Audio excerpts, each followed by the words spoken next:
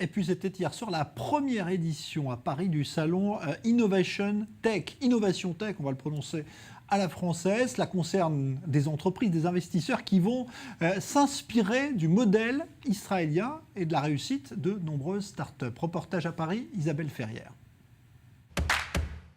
Israël, 70 ans d'existence et déjà 8500 startups.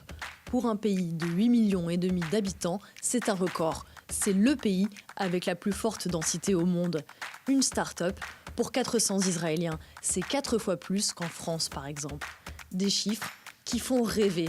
À l'origine du succès, l'ADN du pays, confronté au conflit depuis sa création.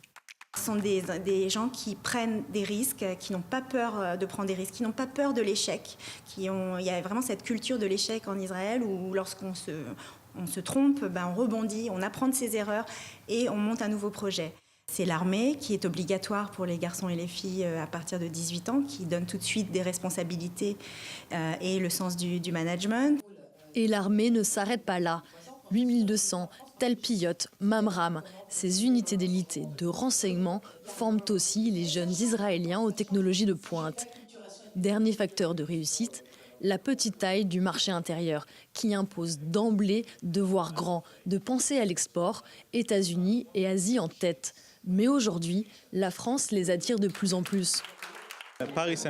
Déjà, Paris et la France en général connaissent une incroyable croissance technologique. Ensuite, l'intelligence artificielle se développe aujourd'hui à 2 niveaux, la voiture autonome et la vente au détail, le retail. Et en France, le secteur automobile est très développé. Et le pays est bien sûr incontournable sur le marché du retail.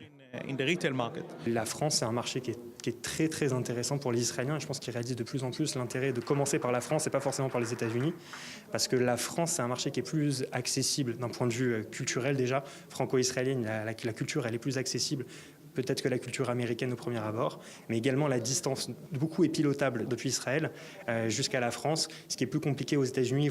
Agriculture, cybersécurité, drones. Les startups israéliennes sont partout et séduisent. C'est le 2e pays au monde à attirer les capitaux étrangers. L'an dernier, plus de 6,5 milliards d'euros. C'est 2 fois plus que la France. On peut se retrouver avec des sociétés d'un petit pays qui vont être cotées à plusieurs centaines de millions sur le marché américain. En France, il est beaucoup plus compliqué d'être racheté par des sociétés américaines. Donc ça va être plutôt acheté à l'échelon national, à l'échelon français. Donc les valorisations ou les développements potentiels sont moins importants. Israël est dans le top 5 des pays les plus innovants au monde. La Silicon Wadi, l'équivalent de la Silicon Valley américaine, fait dorénavant référence. Certains experts l'imaginent déjà surpasser sa concurrente californienne.